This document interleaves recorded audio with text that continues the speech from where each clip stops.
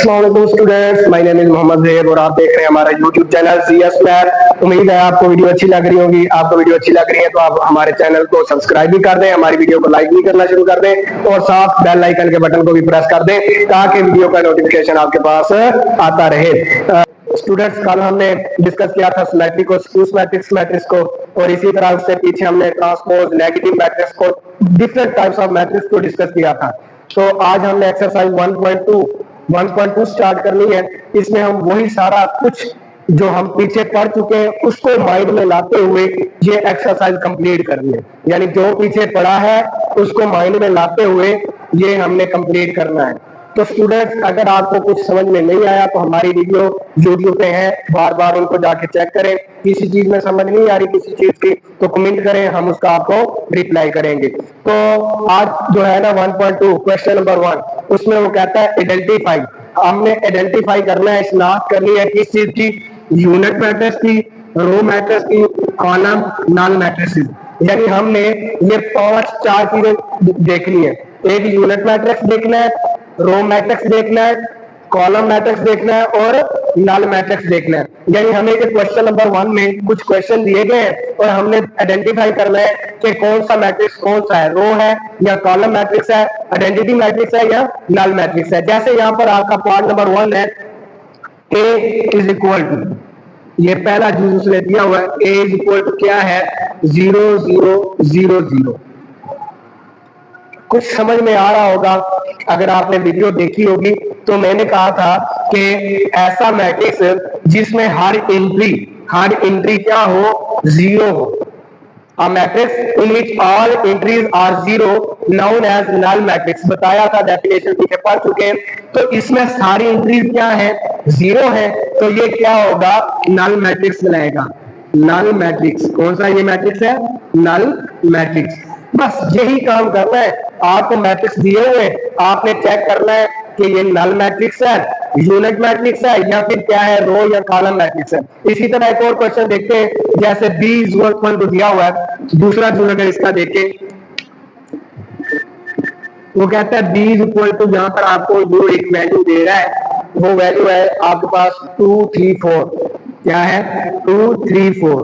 मैंने बुक से फॉलो कर रहा हूँ ताकि आपको डिफिकल्टी ना हो कि सर कौन से क्वेश्चन करवा रहे हैं। तो इसलिए बुक को फॉलो कर रहा हूँ ताकि आप कल को अगर बैठ के पढ़ने लगे तो आपको ये प्रॉब्लम ना हो। अगर मैं खुद से भी एग्जांपल क्रिएट कर सकता हूँ, खुद से क्वेश्चन क्रिएट कर सकता हूँ, लेकिन मैं नहीं चाहता कि आपको कोई मुश्किल पैदा हो। तो ये देखें, ये आपको मैट्रिक्स दिया हुआ था। मैंने आपको एक चीज बताई थी, अगर आपने टाइप्स ऑफ मैट्रिक्स वाली वीडियो देखी हुई है तो उसमें आपको मैंने बताया था कि एक ऐसा मैट्रिक्स या ऐसा कॉलम जिसमें सिर्फ एक कतार हो, या मैट्रिक्स इन विच 1 हो, यानी ऐसा मैट्रिक्स जिसमें सिर्फ एक रो हो, वो कौन सा मैट्रिक्स कहलाता है, रो मैट्रिक्स कहलाता है। तो देखिए इसमें एक ही कतार है ना, सिर्फ मैंने कतार की बात कर रहा हूँ, रो की बात कर रहा हूँ, कॉलम को डिस्कस नहीं करना। जब आप रो मैट्रिक्स की बात कर देखो तो इसमें कॉलम 1 2 3 है, यानी एक कॉलम, 2 कॉलम, 3 कॉलम है, लेकिन मैंने सिर्फ बात करनी है रो की।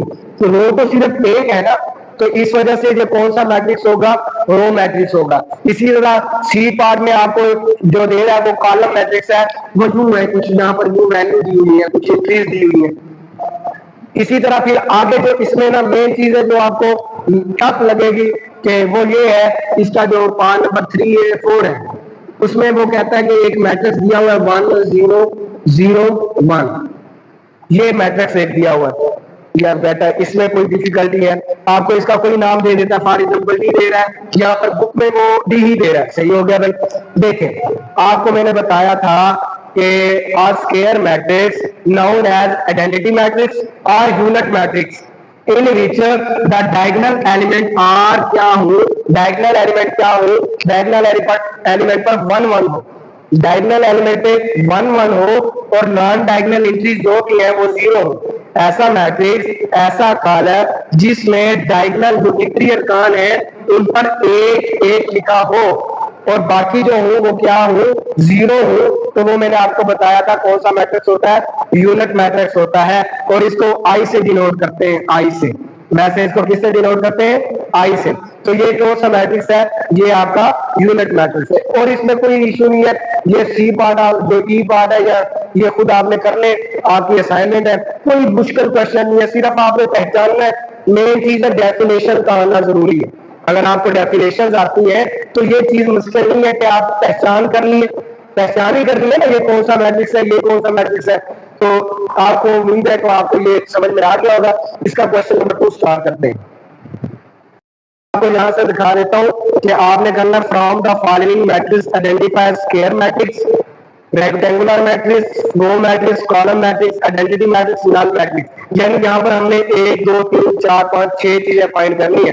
यानी ये देखना है स्क्वायर मैट्रिक्स कौन सा है, रेक्टेंगुलर मैट्रिक्स कौन सा है, उसके बाद रो और कॉलम मैट्रिक्स देखना है, उसके बाद आइडेंटिटी और नल मैट्रिक्स देखना है। तो यहाँ पर जो क्वेश्चन नंबर 1 है, क्वेश्चन नंबर इसका पहला जो पार्ट है, पहला पार्ट इसमें देखें, ये आपको दिया हुआ है मैट्रिक्स -8 2 7 12 0 4। तो ये आपको एक मैट्रिक्स दिया हुआ है,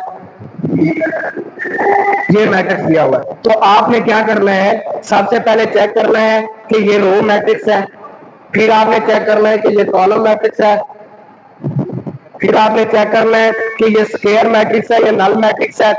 स्टेप बाय स्टेप आपने क्या करना है, चेक करना है। तो देखिए सबसे पहले हम चेक करते हैं कि ये रो मैट्रिक्स है या नहीं है। तो देखें इसमें तो 1 रो 2 रो, तो ये रो मैट्रिक्स तो बिल्कुल भी नहीं है, क्योंकि रो मैट्रिक्स एक ऐसा मैट्रिक्स होता है जिसमें सिर्फ 1 रो हो। और फिर कॉलम मैट्रिक्स भी तो नहीं है, इसमें 1 2 3 कॉलम आ रहे हैं, तो ये कॉलम मैट्रिक्स भी नहीं है। फिर आपको चेक करना है कि ये स्क्वायर मैट्रिक्स है या नहीं है। तो देखिए स्क्वायर मैट्रिक्स में मैंने आपको बताया था कि नंबर ऑफ रोज इक्वल होती है नंबर ऑफ कॉलम के। नंबर ऑफ रोज किसके इक्वल होती है, नंबर ऑफ कॉलम के। इधर नंबर ऑफ रोज देखिए 1 2, नंबर ऑफ कॉलम 1 2 3 है। तो यानी ये बन रहा है 2/3, यानी 2/3 बन रहा है, यानी 2 रोज है 3 कॉलम है। तो ये स्क्वायर मैट्रिक्स भी नहीं है।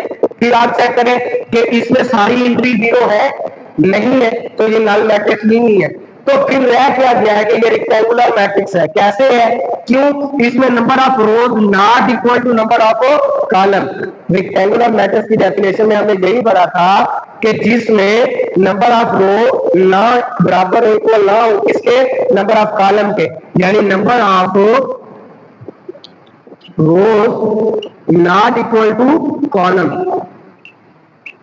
यानी कॉलम के इक्वल ना हो। तो देखिए इसमें कितनी रोज है, 2 रोज है और 3 कॉलम है, तो ये तो बराबर नहीं हुआ। तो ये आपका कौन सा होगा, रेक्टेंगुलर मैट्रिक्स।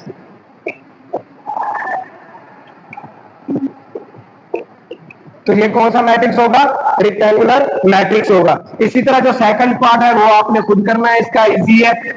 इसी तरह थर्ड पार्ट है वो मैं करवा देता हूं, जो है वो कहता है 6 - 4 3 - 2। अच्छा जी, इसकी पहले तो देखें रोज को, देख ले रोज को, कितनी रोज है, 2 रो है, 1 2, यानी ये रो मैट्रिक्स तो नहीं है।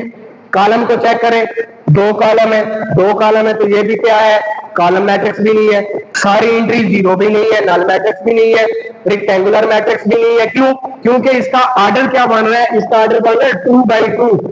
क्या बन रहा है, 2/2 बन रहा है। इसको कोई नाम दे दें, आपकी मर्जी, नाम ना भी दे, कोई इशू नहीं, जैसे बुक में लिखा हुआ था मैंने लिख दिया, खैर मैंने इसे सी का नाम दे दिया। तो देखें इसमें नंबर ऑफ रोज 2 है और नंबर ऑफ कॉलम कितने, 2 है।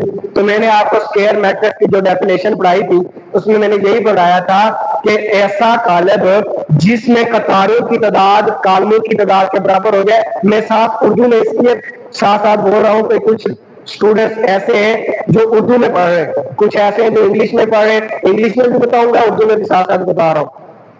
तो ऐसा कॉलम जिसमें कतारों और कॉलमों की तादाद बराबर ना हो वो कौन सा कहलाता है, मरबी कॉलम कहलाता है। ठीक है, स्क्वायर मैट्रिक्स इंग्लिश में इसको स्क्वायर मैट्रिक्स कहते हैं, यानी matrix number of rows number of rows equal to, sorry, number of rows equal to number of column के। तो देखिए 2 रोज है और 2 कॉलम है, तो ये कौन सा मैट्रिक्स बन जाएगा, स्क्वायर मैट्रिक्स बन जाएगा। कौन सा मैट्रिक्स, स्क्वायर मैट्रिक्स।